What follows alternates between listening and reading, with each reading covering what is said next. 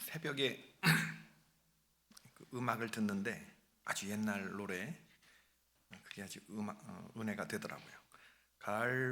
갈보리 십자가에 주님을 바라볼 때 하나님 크신 사랑, 하나님 크신 사랑, 너무나 고마워라, 너무나 고마워라. 예수님의 십자가, 예수님의 십자가, 이제는 나도 지고, 이제는 나도 지고, 이 생명 다 바쳐서 주님을 따르리라. 우리에게 믿음과 소망을 주시며 사랑으로 세상을 이기게 하셨네. 예수님의 십자가, 이제는 나도 지고, 이 생명 다 바쳐서 주님을 따르리라. 우리의 모든 간구 응답해 주시며 기도의 은혜로서 충만케 채우시네. 예수님의 십자가, 이제는 나도 지고, 이 생명 다 바쳐서 주님을 따르리라. 고3 때 신학교 가기 전에 이 찬양 부르면서 많이 울었던 그런 기억이 있습니다. 이 음악이 나와서 갈보리 십자가에 준비해달라 했더니 부목사님이 그 옛날 노래요? 옛날에 제가 은혜 받았던 아주 옛날 노래요? 옛날 노래가 은혜가 되지 않습니까? 예수님의 십자가, 이제는 나도 지고, 그리스도의 남은 고난을 내 몸에 채우면서 주님 위해서 헌신하겠다고 다짐하고 그랬는데 잘 되고 있는지, 주님이 잘한다 하실지 늘 부끄럽습니다. 다니엘 6장 1절부터 10절의 말씀. 다리오가 자기의 뜻대로 고관 120명을 세워 전국을 통치하게 하고 또 그들 위에 총리 셋을 두었으니 다니엘이 그 중에 하나이라. 이는 고관들로 총리에게 자기의 직무를 보고하게 하여 왕에게 손해가 없게 하려 함이었더라. 다니엘은 마음이 민첩하여 총리들과 고관들 위에 뛰어남으로 왕이 그를 세워 전국을 다스리게 하고자 한지라. 이에 총리들과 고관들이 국사에 대하여 다니엘을 고발할 근거를 찾고자 하였으나 아무 근거 아무 허물도 찾지 못하였으니 이는 그가 충성되어 아무 그릇됨도 없고 아무 허물도 없음이었더라. 그들이 이르되 이 다니엘은 그 하나님의 율법에서 근거를 찾지 못하면 그를 고발할 수 없으리라 하고, 이에 총리들과 고관들이 모여 왕에게 나아가서 그에게 말하되 다리오 왕이요 만수무강하옵소서. 나라의 모든 총리와 지사와 총독과 법관과 관원이 의논하고 왕에게 한 법률을 세우며 한 금령을 정하실 것을 구하나이다. 왕이여, 그것은 곧 이제부터 30일 동안에 누구든지 왕 외에 어떤 신에게나 사람에게 무엇을 구하면 사자굴에 던져넣기로 한 것이니이다. 그런즉 왕이여, 원하건대 금령을 세우시고 그 조서에 왕의 도장을 찍어 메대와 바사에 고치지 아니하는 규례를 따라 그것을 다시 고치지 못하게 하옵소서 하매, 이에 다리오 왕이 조서에 왕의 도장을 찍어 금령을 내니라. 다니엘이 이 조서에 왕의 도장이 찍힌 것을 알고도 자기 집에 돌아가서는 윗방에 올라가 예루살렘으로 향한 창문을 열고 전에 하던 대로 하루 3번씩 무릎을 꿇고 기도하며 그의 하나님께 감사하였더라. 누군가를 추천한다고 하는 것은 조심스러운 일입니다. 나의 사람 보는 안목을 드러내기 때문에 그렇습니다. 사람 추천 잘못했다가 당신의 사람 보는 안목이 그 정도밖에 안 되냐, 원망과 비난을 들은 적이 있으실 겁니다. 그럼에도 불구하고 나의 명예를 걸고 추천할 수 있는, 내가 추천할 수 있는 사람이 있다고 하는 건 굉장히 귀한 일이죠. 에스겔서 14장 14절에 보면 비록 노아, 다니엘, 욥 이 세 사람이 거기 있을지라도 그들은 자기의 공의로 자기의 생명만 건지리라. 나 주 여호와의 말이니라. 하나님이 콕 집어서 세 명을 언급하는데 노아, 다니엘, 욥, 오늘은 그 다니엘에 대해서 살펴보도록 하겠습니다. 에스겔 선지자가 하나님의 마음을 전하면서 다니엘을 언급했다고 하는 점이 참 놀랍습니다. 왜 그러냐면 다니엘은 에스겔과 동시대 사람이거든요. 에스겔서 기록 당시에 다니엘은 실존 인물이었습니다. 실존 인물이라고 하는 것은 아직 변질될 가능성이 많은 그런 사람이죠. 다니엘은 그리고 평신도입니다. 정치인이고, 여러분 정치인들처럼 믿지 못할 사람들이 또 없습니다. 에스겔은 제사장 출신이고 다니엘은 평신도 정치인인데 죽은 사람이 아닌 살아있는 사람을, 그것도 직업이 정치인인 사람을 오늘 이렇게 말하고 내일 자기의 정치적 입장에 따라서 또 이렇게 말을 뒤집는 그런 직업을 가진 사람을 노아와 욥의 수준에 달하는 신앙인으로 지금 추천하고 있다. 에스겔이 대단한 거지 다니엘이 대단한 건지. 다니엘은 순전한 하나님의 종이었고 포로로 끌려간 유대인 가운데서 하나님의 붙잡혀서 사명을 감당했던 그 살아있는 한 사람의 신앙인 다니엘이었죠. 포로기 가운데서도 내 백성은 이렇게 산다라고 하는 살아있는 샘플, 숙달된 조교의 시범을 다니엘이 보여주고 있다는 거죠. 이 사람 주전 6세기 인물입니다. 남유다 귀족 출신이고 흠이 없고 아름답고 학문과 재주가 뛰어난 사람이라고 했죠. 10대 중반의 나이에 바벨론 포로로 끌려가서 느부갓네살 왕에서부터 메대 다리오 왕과 페르시아 제국의 고레스 왕 때까지 국가의 관직을 두루 거친 그런 사람입니다. 3번 정권이 바뀌고 8번 왕이 바뀌는 격변의 시기에도 끝까지 살아남아서 메대 왕국의 3대 총리 가운데서 가장 뛰어난 총리가 되었던 그런 인물이죠. 우리나라 장관의 재임 기간이 평균 1년 6개월이 채 되지 않는다는 점을 생각한다 그러면 그의 공직 기간이 참으로 경이롭다고 할 수 있어요. 다니엘서 6장 28절에 보니까 이 다니엘이 다리오 왕과 바사 사람 고레스 왕의 시대에 형통하였더라, 이렇게 얘기를 하고 있어요. 다리오 왕의 시대와 바사 사람 고레스 왕의 시대까지 형통했다. 하나님이 다니엘을 형통하게 만들어 주신 거죠. 오늘 우리는 다니엘서의 가장 유명한 구절을 읽은 겁니다. 왕의 금령에 어인이 찍힌 것을 알고도 하루에 3번씩 무릎을 꿇고 다락방에 올라가서 기도했다. 다니엘이 어떤 사람이었는가를 단적으로 보여주는 바로 그 구절이라고 생각이 됩니다.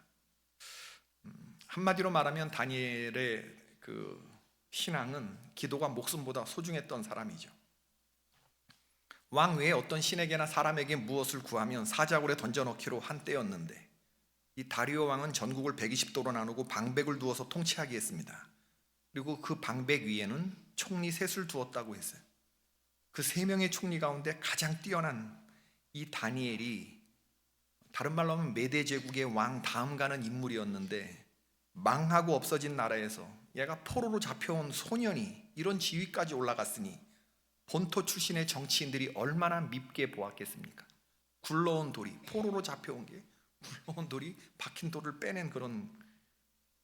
오늘 4절에 보면 총리, 고관들이 국사에 대하여 다니엘을 고발할 근거를 찾고자 했으나 아무 근거, 아무 허물도 찾지 못하였다. 이는 그가 충성되어 아무 그릇됨이 없었기 때문이다. 허물도 없었고. 그러니까 이 사람 끌어내리기 위해서 저 사람들이 제일 먼저 한 게 뭐냐면 다니엘의 신상을 터는 거죠.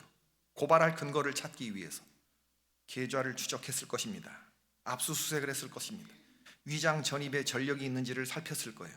뇌물을 받고 청탁을 들어준 사실이 있는지 조사했을 거고 사돈의 팔촌까지 범죄에 연루된 것이 없는지 탈탈 털었겠죠. 부인이 밍크코트 같은 로비를 받은 적이 없는지도 뒤졌을 것이고. 근데 털었는데 먼지 하나도 안 나온 사람이 바로 다니엘이었다. 그래서 그들이 생각해낸 방법이 뭐냐면 지금부터 30일 동안, 한 달 동안 왕 외에 다른 어떤 사람에게나 신에게 무엇을 구하면, 기도하는 행위를 조금이라도 하면, 이런 얘기겠죠. 바로 사자굴에 던져넣는다. 이걸 모의한 사람이 총리와 지사와 총독과 법관과 관원이라고 그랬어요. 실로 다니엘 한 사람을 쓰러뜨리기 위해서 한 나라의 모든 정치력이, 공권력이 전부 다 총동원돼서 이 다니엘 털으려고. 다니엘이 받은 공격이 바로 그런 공격이었다는 거예요. 그들이 이르되 이 다니엘은 그 하나님의 율법에서 근거를 찾지 못하면 그를 고발할 수 없으리라 하고. 저들은 비겁했지만 다니엘을 바로 본 구석이 있어요. 다니엘은 바로 그런 사람입니다. 율법에서 근거를 찾지 못하면 그를 고발할 수 없는 그런 사람이죠. 처음부터 이 방법을 썼어야 됐어요. 다니엘을 잡아놓으려면 뭐 다른 거 이런 거 할 필요 없이 그냥 하나님의 율법에서 근거를 찾으면서 기도를 가지고 걸었어야지. 다른 거 가지고는 걸리는 게 없는 사람이니까. 그들은 기도할 수 없는 환경을 만들었어요. 어제까지는 기도해도 괜찮았어요. 오늘부터는 위험해집니다. 오늘 기도하면 죽어요. 앞으로 30일 동안 그렇습니다. 여러분 같으면 어떻게 하시겠습니까? 기도하면 죽인다는데 기도하시겠습니까? 이게 나라의 법으로 기도 못하게 했는데. 다니엘은 이런 상황에서 기도를 해요. 기도가 내 목숨보다 훨씬 더 소중했기 때문에. 오늘 다니엘이 그런 기도의 사람, 기도가 위협받는 환경에서도 기도한 사람. 그의 집에는 창문 달린 윗방 기도방이 있었어요. 집에 하나님을 위한 공간이 있었다는 얘기죠. 그곳에서 습관이 된 기도를 드리고 있었습니다. 집의 윗방에 올라가 예루살렘으로 향한 창문을 열고 하루 3번씩 무릎을 꿇고 기도하는 것이었는데, 습관이 되었다고 하는 말은 타성에 젖었다는 말이 아니라 빼먹을 수 없는 일상의 중요한 루틴이 되었다. 일상의 업무가 되었다. 그는 창문을 열고 기도했어요. 내가 기도한다고 하는 것을 숨기지 않았습니다. 바리새인들의 외식하는 기도와 다릅니다. 예루살렘에서 사람들에게 보이는 기도를 하면 그건 존경을 받겠지만 여기서 이러시면 위험해져요. 그러나 다니엘은 창문을 열고 기도했어요. 손을 들고. 보려면 얼마든지 그의 기도하는 모습을 볼 수 있었어요. 하루에 3번. 무릎을 꿇는 것은 종의 자세입니다. 도망갈 수 없는 자세를 취하는 거예요. 무릎을 꿇게 하시는 이가 어떤 말씀을 하시든지 나는 수명하겠다. 그 명령을 받아들이겠다라고 하는 그런 태도죠. 기도하는 자세가 훌륭했다는 말입니다. 약을 처방할 때 약사들이 하는 말이 있어요. 하루 3번, 식후 30분 이내에 복용하세요. 대부분의 약이 하루 3번 식후에 복용하도록 되어 있는데 왜 그렇게 하냐? 몸에 들어온 이 병균을 제어하는 약물 농도를 최적화시키기 위해서 그렇습니다. 약은 정해진 시간에 먹어야 돼요. 그런데 약이라는 것이 배가 고플 때처럼 위가 신호를 보내는 것이 아니어서 환자가 의식적으로 챙겨 먹어야 됩니다. 우리 성도님 가운데는 어떤 분들이 월화수목금토 이 약통을 가지고 다니시는 분이 있고, 여행 갈 때 약통부터 챙기는 분들이 있어요. 이거 없어지면 아주 큰일 날 듯 불안해 하시죠. 하루 3번 기도하는 것이 이와 같다고 생각합니다. 우리가 하루에 3번 기도를 복용한다고 생각해 봅시다. 아침에 교회에서 새벽 기도를 1시간 드리고, 점심때 직장에서 시간을 정해서 기도하고, 그리고 저녁 때 집에서 기도를 하고, 하루에 잠들기 전에 이렇게 하루 24시간에 11조 2시간 24분을 하루 3번 기도에 할애한다고 하면 하루에 11조 2시간 24분 2시간 24분. 그럼 어떤 일이 일어날까? 아마 약을 복용했을 때와 똑같은 결과가 나오겠죠. 우리 안에 침투한 악의 바이러스, 악한 것들이 완벽하게 통제될 것입니다. 말씀이 하루 종일 떠나지 않을 거고, 입술엔 찬송이 흥얼거려질 거고, 성령 충만한 상태가 하루 종일 유지가 되겠죠. 하루 3번 기도하는 것은 강제 규정이 아니지만 신실한 주의 백성들은 이런 방식으로 기도했죠. 다니엘은 대적들이 지켜보는 앞에서 창문을 열고 전에 하던 대로 기도했다고 그랬어요. 그에게 하나님은 그런 분이었습니다. 사자굴에 던져 넣을 수 있는 왕이 두려운 게 아니라 그 사자의 입을 봉하는 하나님이 더 두려운 분이었죠.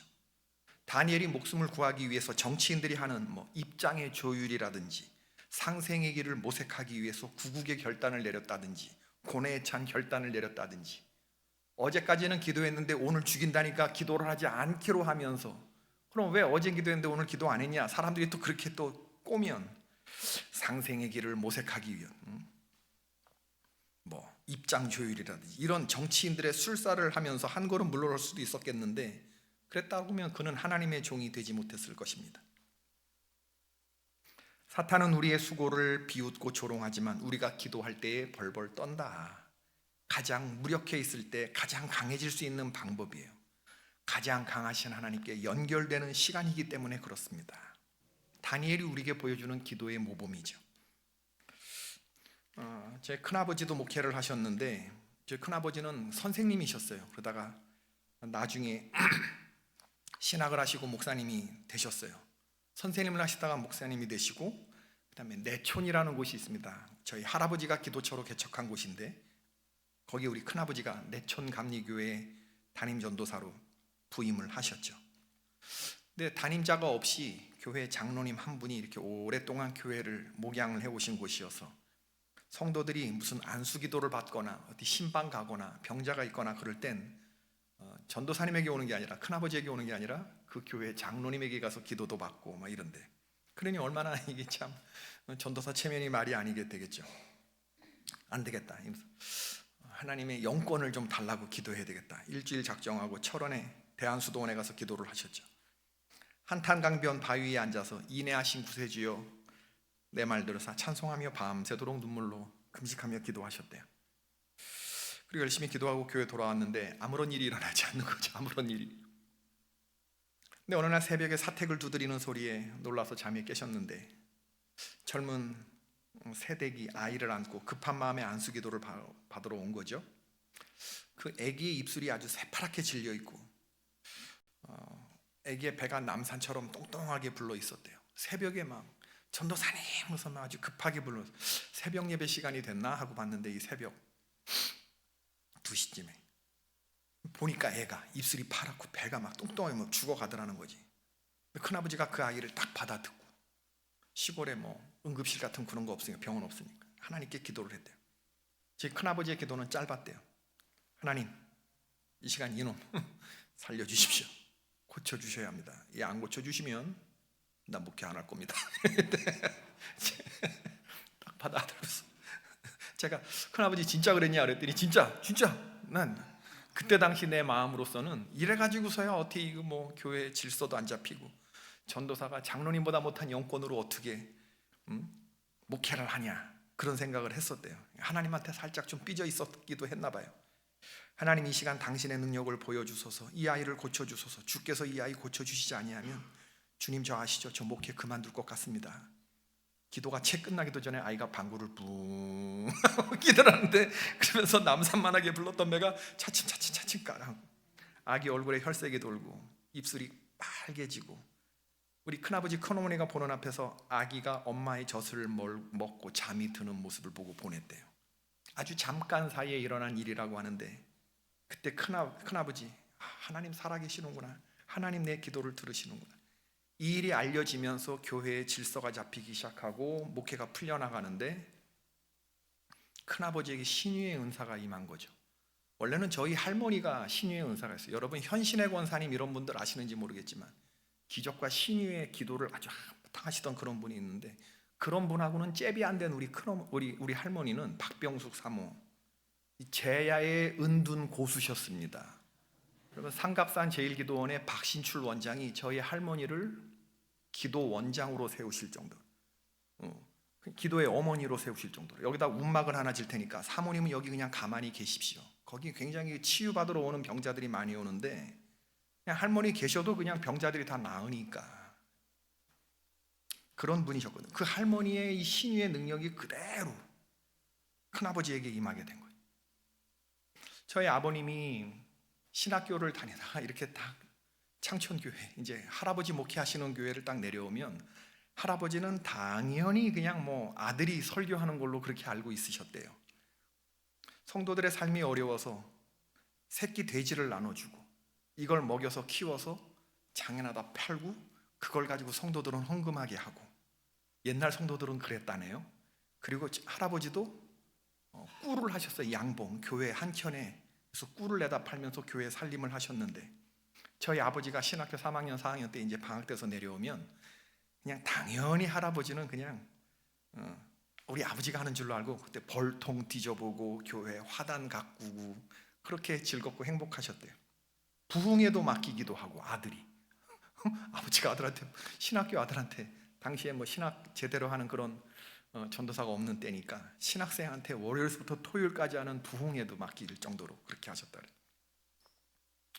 그래서 아버님이 신학교 4학년 때 할아버지 교회에서 부흥회를 하는데, 한 20명 동네 사람들 앉혀놓고 부흥회를 하는데 수요일 날 끝장을 내려고 했대요. 여러분, 예전에는 월요일서부터 토요일까지 부흥회했던 거 아시죠? 그것도 새벽 낮 저녁, 새벽 낮 저녁. 수요일 날 저녁에 내가 아주 성령의 불을 내가 불러오리라 이런 생각을 하고 그 시골 성도님들한테 성령의 불을 내가 내리리라 하고 이제 했는데 감동이 안 오더라는 거. 수요일 날 저녁에 내 생각엔 수요일 날 저녁에 은혜를 팍 끼쳐야 되는데 도대체 마음이 냉랭하고 반응도 없는 것 같고, 그래서 아버지 나 올라갈라요. 할아버지한테 나머지는 아버지가 하시라고, 난 도대체 은혜가 안 돼서 서울 올라가겠다고 그랬더니 할머니하고 할아버지가 아니야, 너 잘하고 있어, 너 잘하고 있어. 네가 했으면, 성회를 선포했으면 마칠 때까지 꽉 채워야지. 중간에 그만두는 게 어디 있니? 하나님이 안 기뻐하셔. 하나님이 안 기뻐하신다는 그 말에 목요일 새벽부터 다시 열심을 내서다가 목요일 새벽부터 불이 떨어지는데, 전하는 사람의 마음도 뜨겁고 막 회개의 역사가 목요일부터 일어나는데, 토요일 날 딱 점심 집회까지 끝나고 났는데 어떤 한 분이 이렇게 오시더라는 거예요. 허름한 잠바를 입고 계신 분이 나왔는데, 자기가 대구 서현교에서 올라온 정규만이라는 장로인데 자기 몸에 지병이 있어서 전국에 용하다고 하는 그런 기도원들을 막 찾아다니는 그런 장로님이셨어요. 근데 이 정규만 장로님은 한의사였는데 그때 대구 남도 일대에 전염병이 돌았는데 저 정규만 장로의 한의원에 가서 약을 먹으면 나은다고 하는 이런 소문이 돌아서 그 다음에 돈을 갈쿠리로 모았다는 거예요. 한의원 마당 사람이 줄을 쫙 섰는데 그 약 받아 먹으려고. 그런데 그 정규만 장로님에게 몸에 지병이 있어서 물어물어 용하다고 하는 서울 삼각산 제일기도원까지 왔는데, 박신출 원장이 강원도 홍천군 창천면에 박병숙 사모님이라고, 내가 기도의 어머니 사모분인데 그분에게 가서 안수기도를 받아라. 그래서 이분이 시외버스를 타고 거기까지 왔는데 집회를 누가 하고 있어요? 웬 새파란 신학생이 하고 있는데 담임 목사 아들이 하고 있었던 거죠. 집회 끝나고 나서 기도를 했는데 이 장로님의 마음속에 내 병이 나은 것 같은 확신이 있었다는 거죠. 할렐루야. 근데 이분이 돈이 많으니까 시골 살림이 짐작이 되는데 뒤에 산 한 10정보쯤 사드릴까? 아니면 광화문 종로 쪽에 집 한 채 사드릴까? 장로님이 그렇게 제안을 하시더래요. 사례를 하고 싶은데 목사님에게 기도해 주셔서 감사한데 사례를 하겠다고. 와, 여러분 목사 일생에 이런 경우 많지 않습니다. 그런데 저희 할아버지가 우리한테 그런 게 뭐가 필요하냐고, 다 됐다고, 잘 돌아가서 사시라고. 여러분, 이 정규만이라는 분은 대구에서 지금도 서현교회, 그러면 석조전 예배당인데 1960년대 초에 이미 교회를 돌로 지었던 교회. 그 교회의 모든 이런 돈들을 전부 다 이 정장로님의 헌금으로 지은 건데, 지금도 한국 교회사에 등장하는 그 장로님의 이름이 정규만 장로님. 그래서 제가 이 얘기를 아버지한테 들으면서 앞으로 그냥 손주들이 전부 다 서울 서대문구 독립문 근처에 감리교 신학대에서 공부할 텐데 종로쯤에 집 한 채 있으면 좋을 텐데 그 하나 사달라고 그러지. 우리 아버지 그랬으면 네 할아버지 할머니는 개아시 되셨겠지. 간단하게 개아시 되셨겠지. 경건을 이득의 재료로 삼는, 어떻게 그럴 수가 있니? 그랬으면 네 할머니 할아버지는 개아시 되셨겠지. 간단하게. 다니엘을 모함한 대적들은 기도를 편협하게 이해했습니다. 저들은 기도라는 것이 어떤 신에게나 사람에게 무엇을 구하는 것 정도로 이해를 하고 있었죠. 그리고 한 달 동안 기도하지 않아도 저들의 신은 벌을 내리지 않는, 두렵지 않은 그런 신이었어요. 그리고 왕의 금령이면 기도를 멈출 수도 있는 그런 신을 섬기고 있었던 거죠. 신이 센 거예요? 왕이 센 거예요? 왕이 더 센 거지. 왕이 더 센 거지. 그런데 다니엘이 믿는 하나님은 그런 하나님이 아니었다라고 하는 겁니다. 여러분, 다니엘이 창문을 여는 순간 대적들은 걸려들었다고 환호성을 질렀겠죠. 그러나 저들이 보지 못한 것이 있습니다. 환호성을 지른 건 그들뿐만 아니라 천국에서 지켜보는 수많은 천군 천사도 환호성을 질렀을 것입니다. 창문을 열지 못하게 하는 그런 환경이 있지만 창문을 열 때 그 창문으로 쏟아져 들어오는 것이 있습니다. 그걸 또한 알아야지. 창문 열지 마. 죽으려고 그래? 오늘부터 기도하면 죽인대잖아. 두려워서 대부분의 사람들은 다 문을 못 열겠죠. 문을 열면 파파라치들이 카메라를 들이대고 그걸 찍으려고 하고 있겠지. 그러나 문을 열면 눈에 보이지 않는 천국의 권능이 쏟아져 들어온다는 걸 사람들이 몰라요.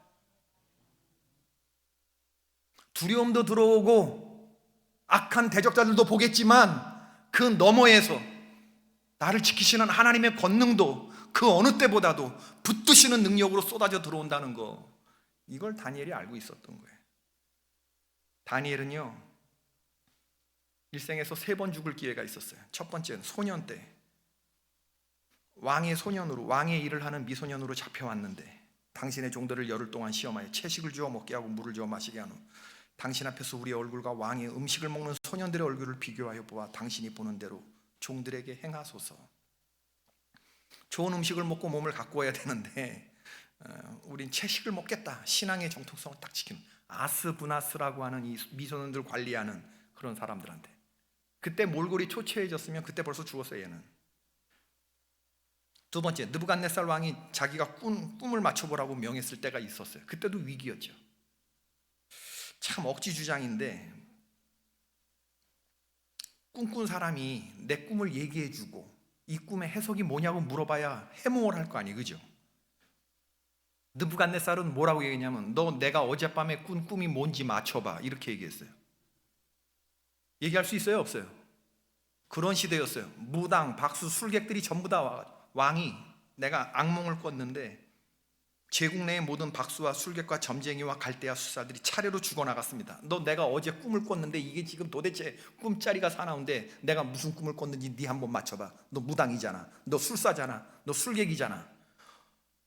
죽어가면서 걔네들이 했던 말이 뭐냐면, 왕 함께 손부르신 것은 어려운 일이라 육체와 함께 살지 아니하는 신들 외에 왕 앞에 그것을 보일 자가 없나이다. 이러면서 죽어갔어요. 시대가 그런 시대였어요. 왕의 권력이라고 하는 것이 이런 것도 하나도 못 맞추면서 니들이 무슨 점쟁이냐 이러면서 다 죽였어. 그때 다니엘이 추천이 됐어요. 너 내가 꾼 꿈을 맞춰봐. 그때 그 꿈을 맞추지 못했으면 다니엘 그때 두 번째 죽은 거죠. 오직 은밀한 것을 나타내실 이는 하늘에 계신 하나님이시니라. 그가 느부갓네살 왕에게 후일에 될 일을 알게 하셨나이다. 왕의 꿈, 곧 왕이 침상에서 머릿속으로 받은 환상은 이러하니이다. 다니엘 2장 28절의 말씀인데, 너 내가 꾼 꿈을 맞춰봐 라고 했을 때 다니엘 2장 28절에 다니엘은 그 꿈을 맞추기 전에, 왕이 꾼 꿈을 맞추기 전에 이 꿈을 꾸게 하신 분이 하나님이시다, 앞으로 일어날 일들을 당신에게 현몽한 거다, 이렇게 얘기하고 시작하는 거예요. 왕이여, 당신이 이런 꿈을 꿨습니다. 침상에서 머릿속으로 받은 환상은 이러하나이다. 왕이 꾸신 꿈은 왕의 마음으로 생각하던 것을 하나님이 알려주시기 위함인데, 왕은 한 큰 신상을 보았습니다. 그 신상이 왕 앞에 섰는데 크고 광채가 매우 찬란하며 그 모양이 심히 두려웠는데, 그 머리는 순금이요 그 가슴과 두 팔은 은이요 배와 넓적다리는 노시요 종아리는 쇠요 그 발에 얼마는 쇠요 그 얼마는 진흙이었나이다. 왕이 또 보신즉 손대지 아니한 돌이 나와서 신상의 쇠와 진흙의 발을 쳐서 부서뜨리매 그때 쇠와 진흙과 놋과 은과 금이 다 부서져서 여름 타작마당에 겨같이 되어서 바람에 불려 간 곳이 없어지게 되었나이다. 우상을 친 돌은 태산을 이루어 온 세계에 가득했습니다. 와. 그리고 나서 왕이 꾼 꿈에 대해서 해석을 착착착착 한 게, 그게 무슨 뜻인지, 순금이 뭔지, 은이 뭔지, 놋이 뭔지, 그리고 큰 돌이 와서 빵 치고 간 게 뭔지, 이거를 설명한 것이 45절까지 해몽이죠. 느부갓네살 왕이 이 얘기를 듣고 나서 어떻게 행동했느냐, 다니엘 2장 46절. 이에 느부갓네살 왕이 엎드려 다니엘에게 절하고 왕이 총리에게 엎드려 절하고 예물과 향품을 그에게 주게 하니라. 왕이 대답하여 다니엘에게 이르되 너희 하나님은 참으로 모든 신들의 신이시요 모든 왕의 주제시로다. 네가 능히 이 은밀한 것을 나타내었으니 네 하나님은 또 은밀한 것을 나타내시는 이시로다. 다니엘 2장 46절 47절. 다니엘서에 등장하는 하나님의 이름이 가장 감격스럽게 등장하는 대목이에요. 근데 그게 신앙인의 입에서 나온 하나님을 찬양하는 게 아니라 하나님을 전혀 모르는 무지막지한 왕의 입에서 하나님이 영광 돌림을 받고 있어요. 이게 성도들이 하나님께 영광 돌릴 수 있는 최고죠. 내 신앙생활하는 모습을 보고 주님을 알지 못하는 사람들이 내가 믿는 하나님을 찬양하게 하는 것, 할렐루야. 최고 경지에 하나님께 영광 돌리는 방법입니다. 주저하지 않았어요. 조서의 왕의 도장이 찍힌 것을 알고도 자기 집에 들어가서 윗방에 올라가 예루살렘으로 향한 창문을 열고 전에 하던 대로 하루 3번 그렇게 기도했다. 창문 열지 마. 기도하려고 그래 너? 사자굴에 던져진 데잖아. 딱 30일 동안만 견디는 거야. 사탄이 그렇게 속삭이지 않았겠어요? 사람이 너무 강하면 부러지는 법이야. 급한 소나기는 피하는 게 상책이라고. 어려운 일 아니잖아. 너 기도하는 사람인 거 하나님이 다 알아. 야 30일 한 달 동안만 기도 쉬는 건데 그게 뭐 어때? 야 우리 그렇게 하지. 이런 상황이면 하나님도 이해하실 거야. 많은 사람들이 이런 식으로 기도를 그냥 아무것도 아닌 것처럼 무릎 꿇자니 비굴하고 맞서자니 두렵구나 이렇겠죠. 여러분, 성도에게 있어서 기도라는 것은 가장 무력해 있을 때, 다시 말씀드리지만 가장 강해질 수 있는 시간이고 가장 강하신 하나님께 연결되어 있는 것이기 때문에 우린 날마다 삶의 거친 도전 앞에 서잖아요. 어떤 경우에는 너무나 무력해서 무기력한 채로 살아가는 때가 많이 있는데, 몸에 병이 생기거나 사업상의 어려움이 있거나 우리의 자녀들의 문제로 인간관계 어려움도 있고, 여러분, 그때 여러분은 어떤 태도를 취하고 계십니까? 그렇기 때문에 더더욱 하나님 앞에 나와서 무릎을 꿇어야 되는, 기도할 수 없는 환경에 우리의 열조들은 더더욱 하나님 앞에 나와서 기도했던 그런 사람이에요. 그리고 그 기도를 붙잡고 하나님만 바라보면서 나아갔던 그런 사람이에요. 기도를 막는 장애물이 있죠. 사람들의 공격이나 못하게 하는. 그러나 기도의 자리에서 공급되는 하나님의 능력까지 막아서야 되겠느냐 얘기를 하는 거예요. 환경보다 더 큰 힘이 쏟아져 들어오는데 이 환경이 무서워서 이 환경을 이기게 하는 그 병참선까지도 끊어야 되겠느냐, 그 얘기를 하는 거예요. 우리에게 있어서 내 기도는 어느 정도냐, 그걸 보는 거죠. 그걸 보는 거예요. 여러분, 각 사람에게는 기도의 칼이 있습니다. 기도의 칼. 제 아버님이 초등학교 5학년 때 저한테 기도 많이 하라고 하시면서 들려주신 얘기인데, 당신이 초등학교 5학년 때 동네 초등학교 교장 선생님 딸이 귀신 들려서 왔는데 얼마나 힘이 센지 성경에 있는 그대로 그냥 막 거품 물고 힘을 쓰는데 그 여자 하나를 감당하지 못해서 학교 남자 선생님들 셋이서 꽁꽁 묶어갖고 그걸 교회로 기도받겠다고 데리고 왔는데, 교장 선생님 딸을. 그때 아버지가 봤대. 5학년 때 그렇게 끌려오는 귀신 들린 사람을. 진짜 지저분하고 정말 저거 그냥 괴력이 막 나오고 저게 귀신의 역사구나, 5학년 때 봤을 때도. 그리고 그 방에다가 남겨놓고 그걸 꽉 누르고 있는데 선생님들 3명이서 갑자기 온다 그러면서 몸을 사시나무 떨듯이 오는데, 오는 게 뭐예요? 우리 할아버지 할머니가 신방 갔다가 들어오는 거지. 신방 갔다 들어오는데 방 안에서 온다 그리고 문을 벌컥 열고 이제 들어오는데, 그냥 얌전한 학생처럼 무릎 꿇고 딱 쪼그리고 앉더라는 거지. 더러운 귀신아 거기서 나오고, 이제 할아버지 할머니 이제 엑소시즘이 시작되는 거죠. 축사, 이제 귀신 쫓는 그런 기도, 병 고치는 그런 기도가 시작됐는데, 뭐 간단하게 할머니가 그렇게 붙잡지 말라고, 그 사람 내버려 두라고. 선생님들 막 힘으로 막 완력으로 누르니까 그러지 말라고. 그래서 딱 놨는데 그렇게 발광하던 여자가 그냥 착한 사람처럼 가만히 앉아있더래. 그냥 막 완전히 겁을 집어먹고. 그리고 기도가 시작됐는데 문이 열렸다 닫혔다 막 하면서, 그때 저희 아버지도 같이 5학년 때 같이 기도했대. 귀신이 쫓겨나가고 그 귀신 들려서 온 그분, 교장 선생님 딸이 밥을 해서 저녁 진지를 해서 할아버님 대접하고 그리고 집으로 걸어서 돌아갔답니다. 그 밥 먹는 자리에서 자기 얘기를 하는데, 귀신 들렸을 때 자기 얘기를 하는데, 이순신 장군 같은 칼을 든 그런 기도의 용사 둘이서, 할머니 할아버지가 이제 기도하러 들어오는데 칼을, 이따만한 칼을 가지고 온 사람, 거기에 스치기만 해도 자기는 죽을 것 같은 그런 두려운 마음이 들었다. 그런데 그렇게 데리고 왔던 그 선생님들이 막 어떻게 해본다고 기도를 하는데, 그들은 장난감 칼을 가지고 있더래. 장난감 칼, 이게 쿡 찌르면 쑥 들어갔다가 쑥 빼면 쑥 나오는 플라스틱 장난감 같은 그런 기도 칼을 갖고 있더라는 거예요. 그래서 제 아버지가 물었대요. 누나, 내 칼은 어땠어요? 내 칼은 어땠어요? 그랬더니 네 칼은 10칼 정도 되더라. 10칼 정도. 10칼도 누가 들고 쓰느냐에 따라서 이거 흉기될 수 있습니다. 여러분, 우리 모든 사람들에게는 사탄을 대적하는 어떤 말씀의 검을 갖고 있느냐, 어떤 기도의 검을 갖고 있느냐.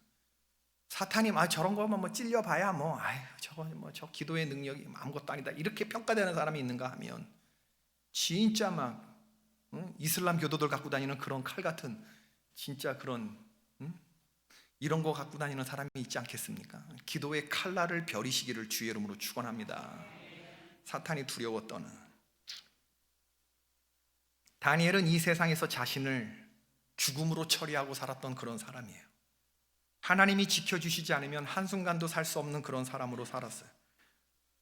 그리고 그는 하나님이 안 지켜줄 수 없는 그런 환경, 그런 삶을 또 살았던 사람이고, 그런 기도의 사람이 죽는다면 하나님의 영광이 가려지는 것이기 때문에 하나님은 바벨론과 메대와 페르시아의 왕들에게 이 세상의 왕이 누구냐라고 하는 것을 보여주기 위해서 다니엘을 통해서 역사하셨습니다.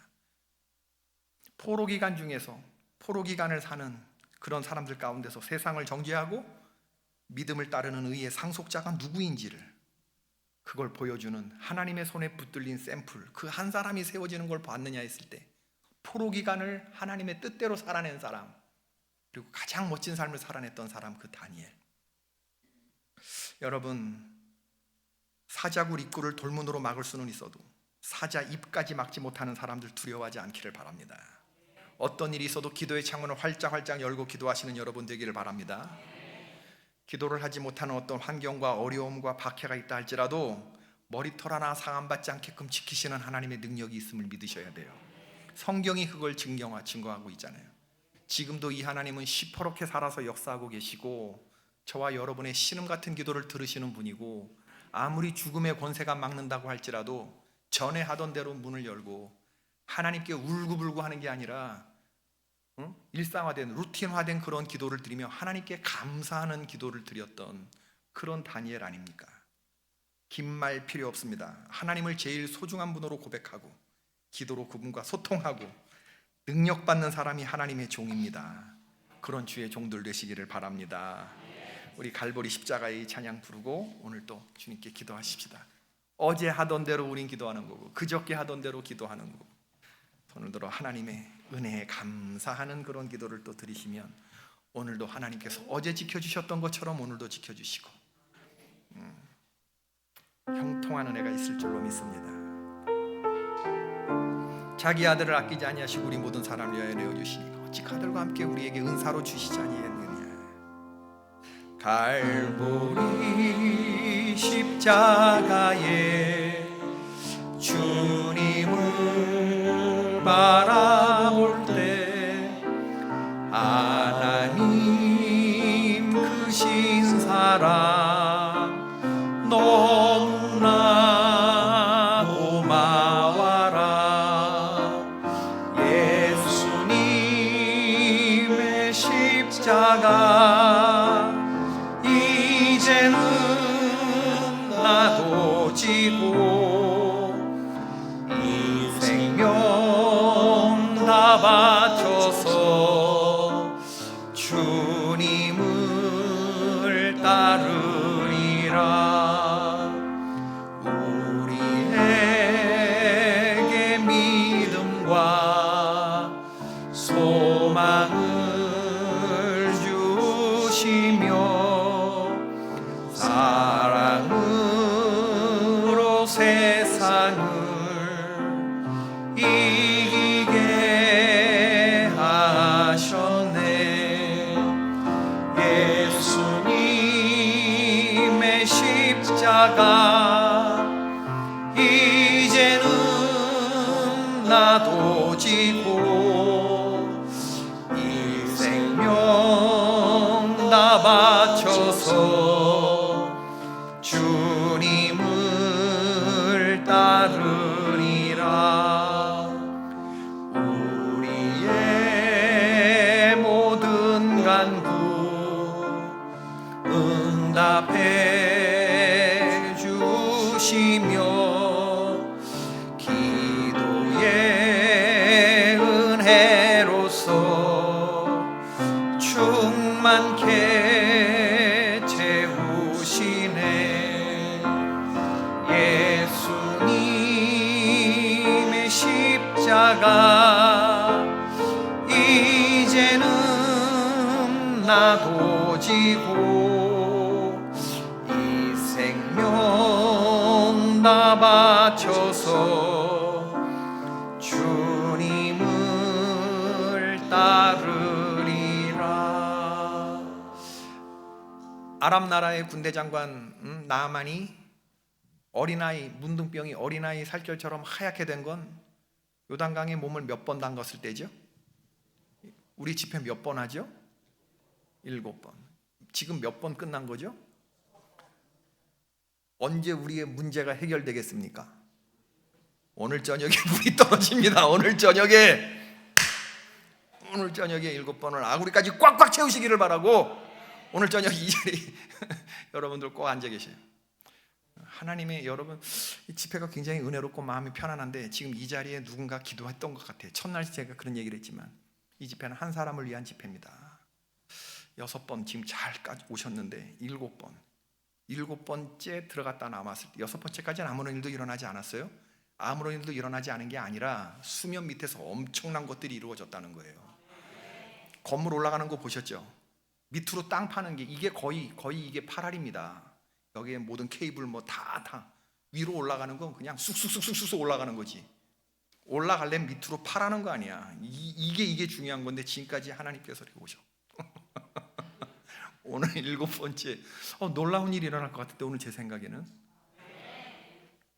주님 이름 한번 부르고 기도하십시다. 내가 대단한 게 아니라 역사하시는 하나님, 여러분을 사랑하시고 불쌍히 여기시는 하나님이 대단한 걸 알으셔야 돼요. 그 주님 기대하십니까? 오늘 저녁에 은혜가 있을 거 기대하십니까? 하나님의 능력을 믿으십니까? 네, 오늘 하루 열심히 사시고 저녁에 나와서 또 간절하게 하나님의 이름을 부르면 오늘 주님께서 우리의 심령 가운데 불을 내려 주실 줄로 믿습니다. 주님 이름 한번 부르고 우리 통성으로 다 같이 기도하겠습니다. 주여,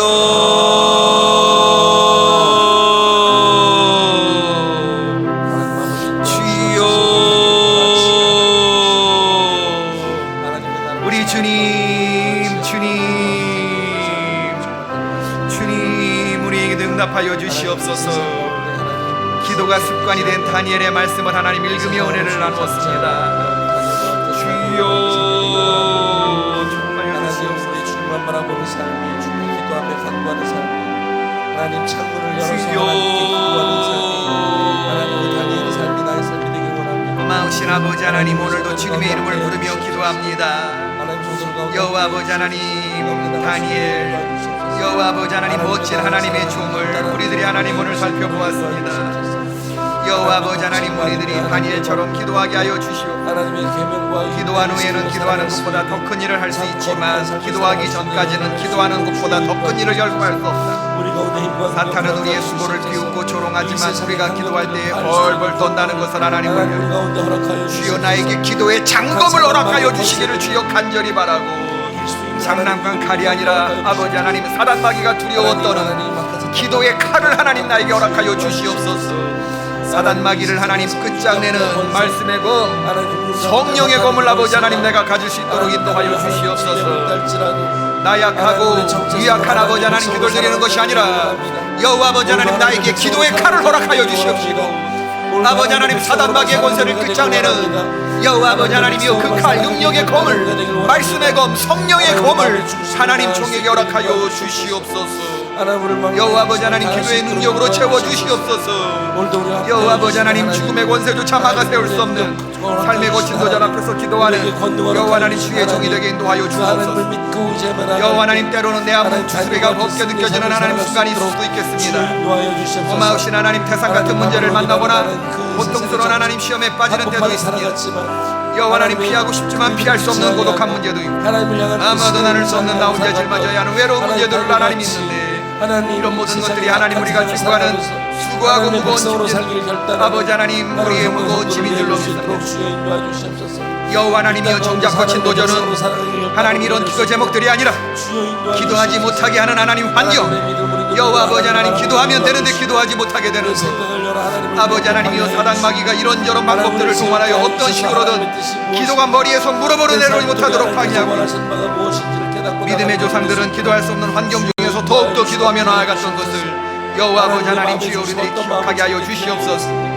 여호와 아버지 하나님 주여 우리가 기도를 보는 관점이 바뀌어지기를 원하고 하나님 사랑하는 성관교회 모든 성도들 여호와 아버지 하나님 저들에게 은혜를 더하여 주셔서 눈을 열어주시고 오직 은밀한 것을 나타내실 하늘의 하나님 아버지 하나님 주여 그 하나님을 만나고 나아가는 주의 귀한 종들 될 수 있도록 여호와 하나님 내려로 주시옵소서. 성도가 무릎을 꿇을 때 사탄은 당황하기 시작하는 줄로 믿습니다. 하나님 집요하게 공격을 합니다. 아버지 하나님이여 주여 사탄은 하나님 영적으로 죽은 자를 공격하지 않습니다. 사단이 바빠지기 시작하는 때는 성도들이 하나님 기도할 때인 줄로 믿습니다. 여호와 아버지 하나님이여 기도의 경창선 기도의 병참선이 끊어지지 아니하도록 여호와 하나님 은혜하여 주시옵소서. 여호와 하나님 어떤 때는 핍박으로 어떤 때는 하나님 세상 유혹으로 어떤 때는 하나님 세상적으로 승승장구하며 하나님 주여 바빠지게 만들므로 하나님으로부터 우리를 멀어지게 만드는 여러 가지 많은 시험이 있는 줄로 아옵네. 여호와 하나님이여 그리하여 가장 격렬한 전쟁터는 기도의 자리인 줄로 믿습니다. 아버지 하나님이여 사랑하는 성곽교회 성도들 하나님 우리의 기도의 자리를 하나님 점검해 볼 수 있도록 도와주시옵소서. 여호와 하나님 기도의 자리가 무너져 있으면 내가 피 흘려 쓰러져 있다고 하는 증거인 줄로 믿습니다. 여호와 하나님 핍박받는다고 위험해졌다고 하나님을 떠나면 정말이지 하나님 더 큰 핍박과 위험에 빠지게 되는 줄로 알아. 하나님 우리가 하나님을 떠나면 그 다음에는 하나님이 우리를 떠나시는 줄로 믿습니다. 아버지 하나님 우리들이 다 마음이 되어 하나님 앞에 합심하여 하나님 기도할 수 있도록 주여 인도하여 주시옵소서. 여호와 하나님이여 착각하지 않게 하여 주시옵소서. 기도하는 사람은 기도를 생각하는 사람이 아니라 시간을 정하고 기도하는 사람이며 여호와 아버지 하나님 오늘날 우리들이 부족한 것이 있다면 능력이 아니라 하나님 우리들에게 부족한 것이 있다면 그것이 기도인 줄로 믿습니다. 여호와 하나님 부족한 성도들은 많습니다. 그러나 아버지 하나님 능력 있는 성도들은 많습니다. 그러나 하나님 기도하는 종들은 많지 않습니다. 여호와 하나님 주의 종들에게 여호와 아버지 하나님이 기도의 권능을 하나님 허락하여 주시옵소서. 오늘 아버지 하나님 이 새벽에도 하나님이 은혜도 하여 주시옵소서. 우리 삶에 여러 가지 많은 문제들이 있지만 아버지 하나님 기도하게 하여 주시고 축복하게 하여 주시고 여호와 아버지 하나님 주여 하나님 앞에 간구하며 나아가는 주의 종들 될 수 있도록 인도하여 주시옵소서. 우리가 아버지 하나님 시간 하나님 앞에 시간을 정하며 나아갔습니다. 첫 번째 시간 하나님 앞에 드렸고 두 번째 시간 드렸고 세 번째 시간을 하나님 앞에 보여드렸습니다. 네 번째 다섯 번째 여섯 번째 시간까지 아버지 하나님이여 주여 주님 앞에 기도하는 여기 성광에 당신의 백성들이 있습니다. 이제 아버지 하나님이 저들의 모든 문제들이 해결되게 인도하여 주옵소서. 아버지 하나님이여 저들의 모든 하나님 얼굴내고 있는 죄의 착고가 끊어지게 하여 주시옵소서. 죄의 사슬이 끊어지게 하여 주시옵소서. 나음을 얻게 하여 주시옵소서. 아버지 하나님 축복하여 주시옵소서. 응답하여 주시옵소서. 아버지 하나님 7번 하나님 앞에 성회를 선포하고 주께 약속하며 나아가 시간 아버지 하나님 자리를 찾은 하나님의 귀한 하나님 주의 종들에게 이제 아버지 하나님 능력을 부어주시고 응답을 부어주시옵소서. 오늘 아버지 하나님 기도가 올라가고 미란 아버지 하나님 기도의 제목을 열려질 때 하나님 큰 은혜를 내려주시옵소서. 여호와 아버지 하나님 축복하여 주시옵소서. 아버지 하나님 신앙생활 똑똑하게 하는 것이 아니라 여호와 아버지 하나님이여 신앙생활 우직하게 하는 하나님의 종들 될 수 있도록 주여 축복하여 주시옵소서. 여호와 아버지 하나님 주님 다니엘이 조서의 왕의 도장이 지킨 것을 알고도 자기 집에 들어가서 윗방에 올라가 예루살렘으로 향한 창문을 열고 전에 하던 대로 하루 세 번씩 무릎을 꿇고 기도하며 그의 하나님께 감사하였더라. 주여 기도할 수 없는 순간에 기도하였고 여호와 하나님 그의 기도 방법이 하나님 훌륭하였습니다. 여호와 아버지 하나님이여 주여 기뻐서 기도할 수 없는 핑계보다 더 절실한 하나님 문제는 기도하면 죽인다는데도 어떻게 기도하느냐는 말이고, 여호와 아버지 하나님 기도가 위협받는 환경에서도 하나님 앞에 나아가 기도했던 여호와 아버지 하나님 자신이 기도한다는 것을 믿지 않았고, 여호와 아버지 하나님 길거리에서 손을 들고 기도하는 바리새인들의 외식하는 기도가 아니라 자신의 믿음을 공개적으로 드러내는 것을 주저하지 않았던 하나님 기도, 하나님을 숨기지 않았고 하나님을 부끄럽게 생각하지도 않았던 여호와 아버지 하나님 그러한 종이었습니다.